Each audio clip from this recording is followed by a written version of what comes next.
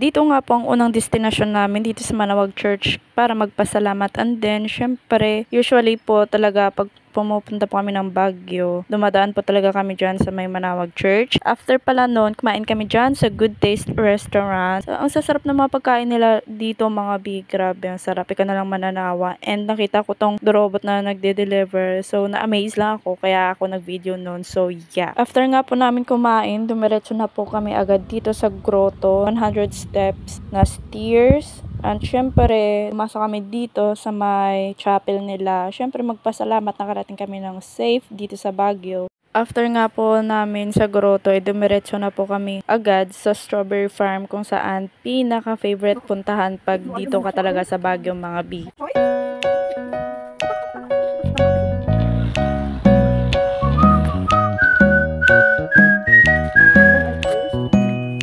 3 days.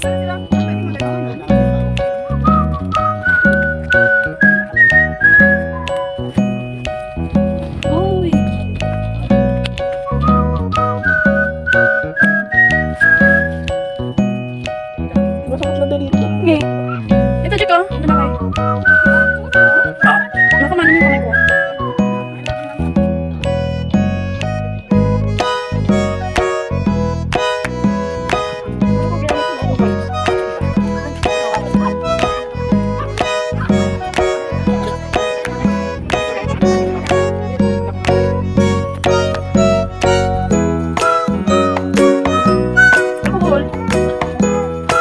Guys, after namin sa Strawberry Farm, pumunta kami dito sa may Burnham Park, yung may mga nagbebisikleta, tsaka nagbo-boating. Ayan, dahil pagod na kami, kaya umupo na lang kami dyan. So, yan lang guys, yung ganap namin sa day 1. So, here it comes for day 2!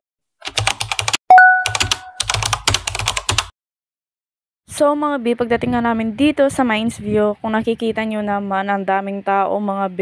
Pababa na nga po kami, papunta dun mismo sa harap kasi dun yung magandang view talaga. So ayan, syempre dahan-dahan lang tayo dyan kasi baka mahulog tayo, delikado. So syempre nag-video ko ng sarili ko para naman may remembrance. Actually guys, nakapunta na pala ako dito year 2016. Tulad din naman ng dati, marami ding tao dati dito nung pumunta ako noon. And then after nga nyan, bumalik na kami ni auntie, nauna kami sa taas. At nakakaagaw pansin talaga itong mga bulaklak na to. Nako, kung dito talaga si mother, ewan ko lang. Habang nag-aantay nga po kami, ayan, bumili muna kami ng strawberry taho. Then after nga nyan, ayan, dumiretso muna kami sa may botanical garden. Yung entrance fee pala dito mga B per head is 100. Sobrang sulit din. Nag-ikot-ikot muna kami dyan. Syempre, hindi pwedeng wala akong video dyan. So ayan, kung napapansin nyo, ang ganda ng ginawa nila. Ang ganda ng pagka-landscape nila.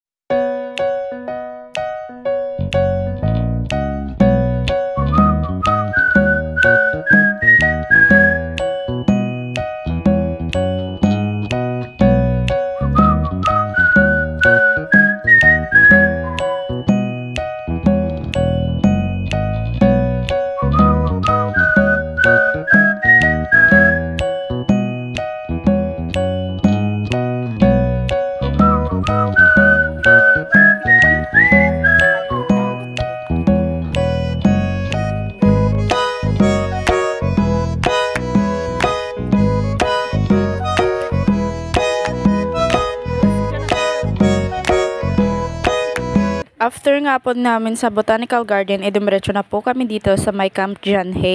Para kayo go, mirror. Yun, ready na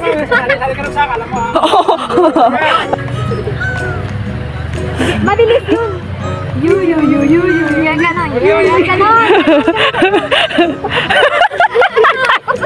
Dahil napagod na nga po sa kaka-TikTok at gabi na rin, so kumain kami dito sa Seafood Island Nation. After nga po namin kumain doon, dumiretso kami dito sa may simbahan and then sa mall kasi magkatapat lang po sila bago kami umuwi. So yun lang ang ganap ngayon. Day 2 mga beso. Let's go for day 3!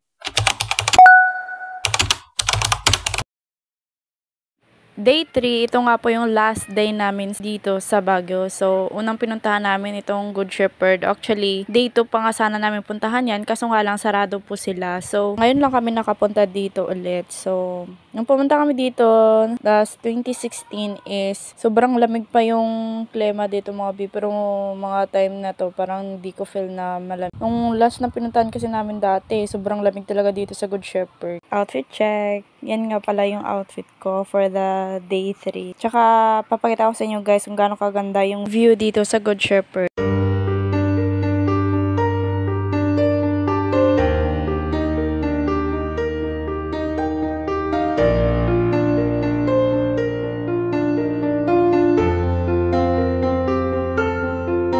Next naman po is dito sa The Mansion. Hindi na nga po ako bumaba dyan kasi nga nakapunta naman ako dati tsaka tamad na ako. So lang. After nga namin sa The Mansion, dumiretso na kami dito sa may PMA kasi hindi kami nakaabot mga be. So wala, hindi na natuloy. Dahil hindi naman kami pwede pumasok kaya umuwi na lang kami tsaka hapon na rin naman. Nag-stop over nga po pala kami sa My Lion's Head kaso nung time na yan, hindi na ako bumaba kasi nakapunta na ako dati doon. So ayan, nag-TikTok na lang ako.